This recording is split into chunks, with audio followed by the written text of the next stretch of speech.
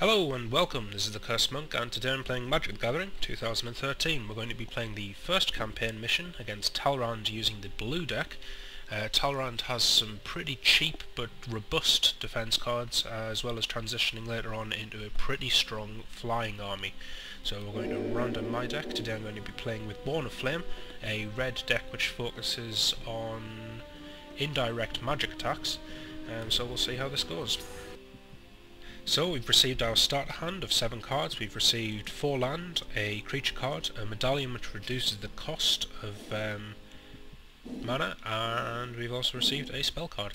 So that seems like a pretty good starter hand, and Talrand to go first. Talrand showing that he doesn't have a 1 mana card, so unfortunately neither do we, so we're going to have to go right ahead and pass on back to Talrand.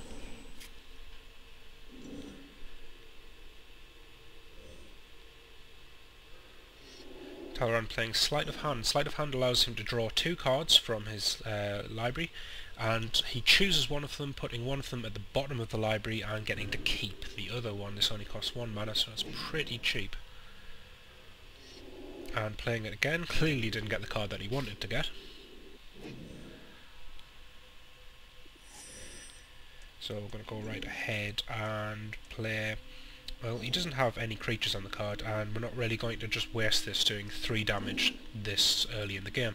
So we're going to go right ahead and play the Ruby Medallion, which makes our spells 1 cheaper to cast. Pretty useful.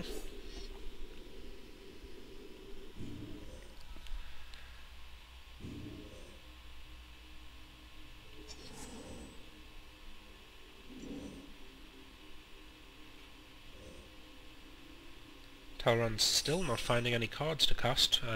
Probably has some pretty heavy cards in his hand then, which isn't a good thing. Now then, we do have enough mana to play either of these creatures. We'll go right ahead and play, well, the 4/4. And you may notice that the cost is actually 4 here. You only have 3 land. That is the effect of the Ruby Medallion coming into play, making that card playable for only 3 mana. Very useful.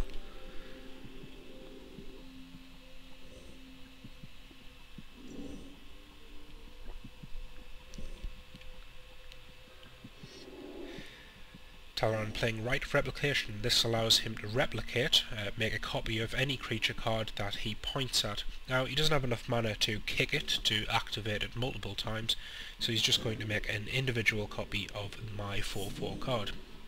However, he won't be able to use the active ability since he can't use red mana.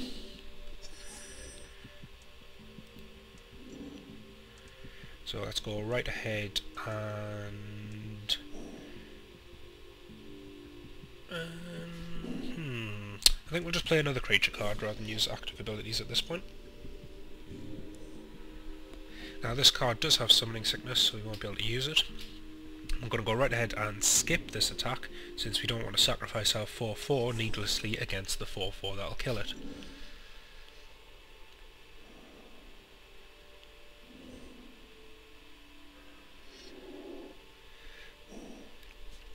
This card is used to return an instant sorcery or sorcery card from the graveyard, so you'll most likely get Sleight of Hand back, which allows him to look for another card. Ooh, Right of Replication. I forgot to use that. Look forward to another 4/4 being put on the field then.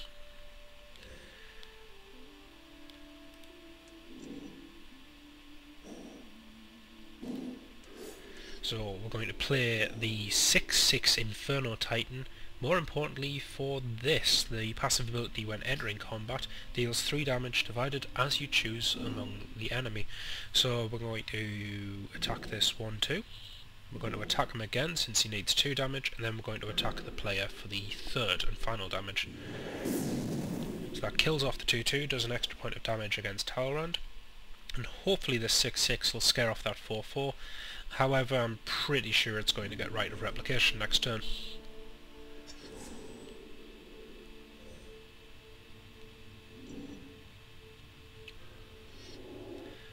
Uses Disperse on the 4/4. Disperse sends the card back to my hand. It's not damaged, but I will have to pay to replay it. And there's the right of replication on the 6/6. So he now has his own Titan that also gives him the passive ability for entering combat, allowing him to do 3 damage, most likely 2 killing off this creature and 1 on the Titan.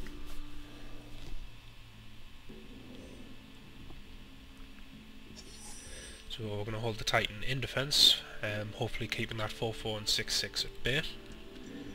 However, we can use 2 of these spears to kill off that Titan, hopefully get rid of some of the threat. So we're going to aim for the creature, throw 1 spear at the 6/6, that'll take it down to 6/3, and I'm going to throw the second spear, which also does 3 damage, hopefully killing off that card. There we go. And we've still got enough mana remaining to re-summon this card that was kicked back to my hand. Now, the 4/4 can no longer stop me since the 6/6 is gone, so we're going to go right ahead and charge with our own 6/6. We'll go right ahead and damage the player.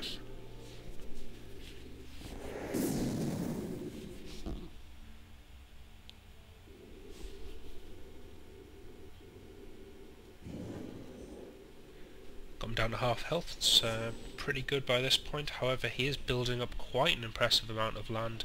Talrand does have some scary endgame cards. That is not one of them. This puts 2/2 flying drakes, which are tokens, onto the field.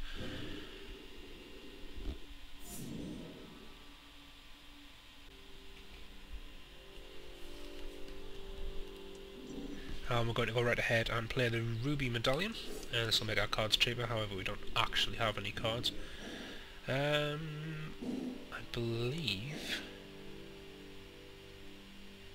we should power up the Titan when he attacks. So we'll go right ahead and attack with the Titan. They do have the power to kill it, which is why we're going to do some damage to that card and do an extra 1 to the player. We're also going to power up this card, giving it extra 5 attack at the cost of 5 of our land. So hopefully that should scare them into blocking, since this card can now kill Talrand. And that means that we will remove their cards from the field. So this is asking me what priority I want to attack the cards in. I will be doing 11 damage, so I will be killing both their cards. So it doesn't really matter. However, they will be doing 6 damage back, so it will kill my 1 card. 1 for 2, not too bad. It did also take out the other token cards with its magic. So that leaves my 4/4 on the field. They're looking pretty badly hurt. And Talrand's sending out another 2 flying tokens to stop me. So, we've got another Flaming Spear. This will do 3 damage, so I think we are going to probably throw this at one of the defenders. We're going to send in our card. I'm going to stop the timer. And it doesn't really matter, we're going to take down one of these, doing 3 damage to it, killing one of the token cards, removing it from the game. So we're going to take a look at this card, and that's going to do 4 damage to him.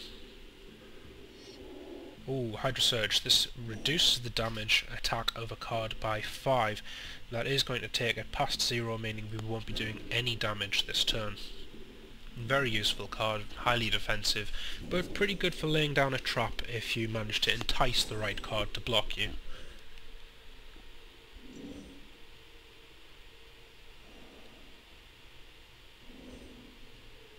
Talrand choosing not to attack. However, he does get the Bone Wand out. The Bone Wand is an incredibly powerful artifact available to Talrand, which allows him to build up charges every time he casts a instant or sorcery spell. For every charge on it, he is allowed to do damage to creatures and or players. This builds up pretty quickly the more spells he casts. So we're going to go right ahead and attack, and we're going to use the active ability. Put a blaze counter on a target land without a blaze counter on it for as long as that land at the beginning of upkeep land deals 1 damage to you.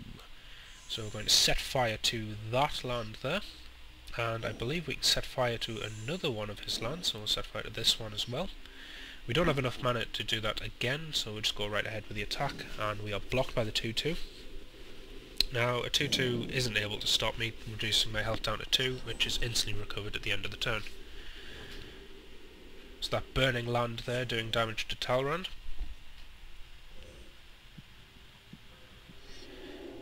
Choosing to bring out his artifacts. Now, Talrand's ring artifact allows him to spend extra mana, 2 mana, which gives hexproof. This means I would be unable to target that creature with a spell directly. As well as this, it gives the standard ring bonus of 1 extra attack power and 1 extra toughness or health.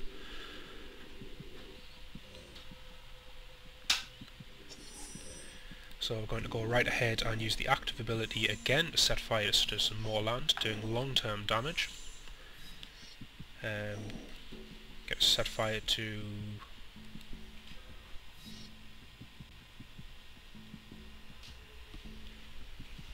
setting fire to all of those 5 land, and we're going to go right ahead and attack.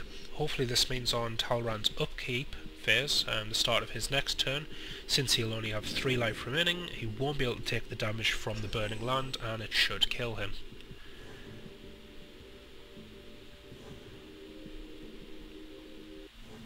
Well, very different tactics to how I normally play, but I hope you enjoyed the video anyway. Thank you for watching, and I'll see you again.